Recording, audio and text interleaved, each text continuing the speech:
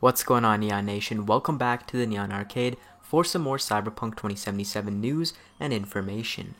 Today we'll be discussing a new interview which reveals a ton of new details, including Cyberpunk 2077 being vastly different from its E3 2018 build, some new release date forecasts based off of CD Projekt Red's stock forecasts, and their plan for an incredibly large shareholder payout, Mike Pondsmith and the R. Talsorian crew visiting CDPR for some low-key cyberpunk business, Cyberpunk's influences from some standout RPGs which you have likely played or heard about, gunplay mechanic details, Easter eggs, some new design hires, as well as some countdown to the dark future details highlighting lethal melee weapons. Before we start, we always take a look at some of the fantastic Cyberpunk 2077 fan art that's currently circulating. First, we have this pixel art Trauma Team design by Jonas Krasukov. This is a replica of the Trauma Team E3 scene and the screenshot that accompanies it. This is some very detailed stuff. Next we have Rodney Amir Brahimi with his highly colorful female V mockup. This features V with the cyber eye and pink hair, and I'm really digging the detail on the jacket and the unique background. Finally, we have this Netrunner scene mockup from Marta Nimichinska. Again, this is a replication of something we've seen in the E3 trailer and Cyberpunk concept art, and it's a unique take on this scene. Moving on to the Cyberpunk 2077 news section, we first have a new Spanish interview from Area Jugones, where they interview Cyberpunk 2077 quest director Mateusz Tamaskaiwis, where they learn some incredibly deep details. In a question asked about how different the game is to the gameplay demo shown in 2018, Mateusz responds that there wasn't a clear picture of how the game fits into an open world or the larger image of the game at that point. There were a ton of things that they didn't even show yet. He goes on to add that he would say that the game is pretty different to what they showed last year, but with many details still being in motion. Now this is the first time that we've heard that the game is pretty different from its former build.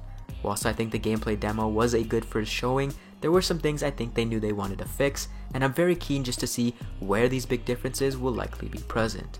To me, gunplay, combat, and enemy AI wasn't up to snuff from a viewer's perspective.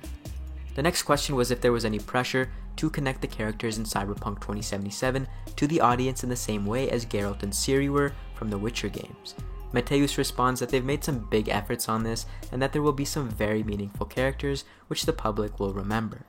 If Jackie, Dexter, Stout, and Royce are any indicators of this, we should have quite the elaborate range of characters and personalities.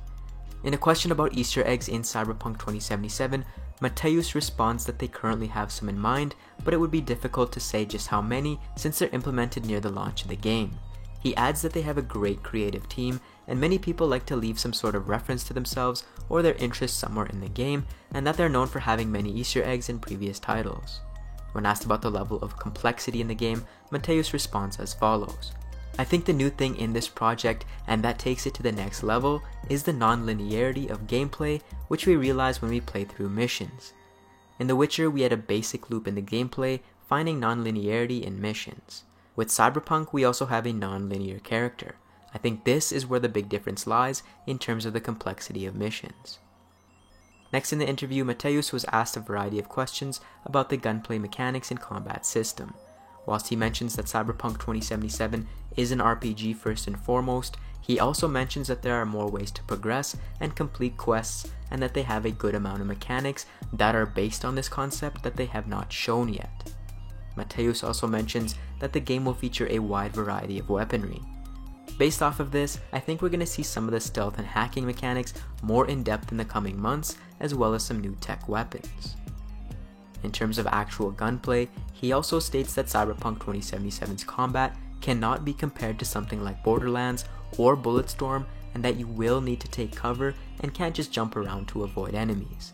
He does mention, however, that if you're using a katana or a melee weapon, gameplay tends to become slightly more arcadey and brawly. In terms of inspirations, Mateusz notes that some of the big ones were the Deus Ex series, the Elder Scrolls series, and Vampire Bloodlines, mainly due to how much possibility each of these titles offer. He also adds that the team is focusing on the main game and Gwent, and that they haven't started working on DLC or post-launch content. Next we have some information with big release window implications. According to this Polish economics website, CD Projekt will pay out 100.9 million złote, which equates to 93% of their profits in 2018. Companies generally like to do this when they are about to have a surge in revenue or can stabilize themselves with sales, and this is further evidenced by some analysts' growth expectations charts that show a surge in earnings starting at 2020. The growth chart looks very similar right before The Witcher 3's release in 2015. Now, why is this actually relevant? It's relevant because a surge in revenue and earnings would likely be tied to a Cyberpunk 2077 release. Now, the proof is somewhat in the pudding based on these forecasts and big payout moves. Again, this has big implications, and the financial site even claims the premiere of 2077 is near. Next, we have some news about Mike Pondsmith and the R. Talsorian team visiting the CD Projekt Red studio recently. R. Talsorian Games makes the source material of 2077 in Cyberpunk 2020 and 2013, so it's interesting that they chose now of all times to visit the studio.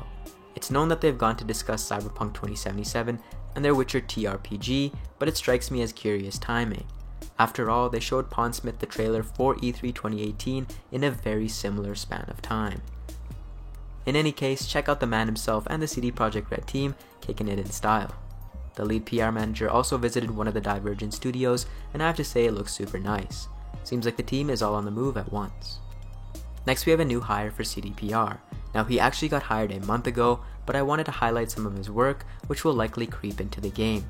It's not known what he's there for, but speculation has been he might be helping to improve the UI, HUD, or menu.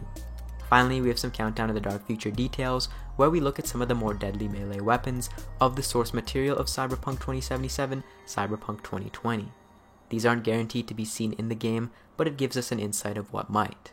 In episode 112, we learn about the Big Rip implant, which is a blade of up to 14 inches in your forearm.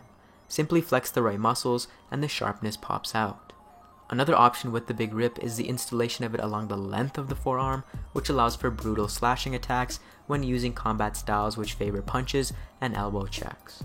This is the first evolution of 2077's Mantis blades. In episode 113, we learn about a vat-grown 7-inch length of bone reinforced with polymer, also installed in the forearm, known as the bone spike. The bone spike extends much like Wolver's, though it's from the palm and not the top of the hand. Favored by assassins, it's perfect for combat that's up close and personal. A chain rip is another brutal melee implant, where a chainsaw blade pops out of the forearm above the hand and can be revved up to shred enemies. Thanks for watching, guys, and for everything and anything Cyberpunk 2077, make sure you join Neon Nation by subscribing to the Neon Arcade.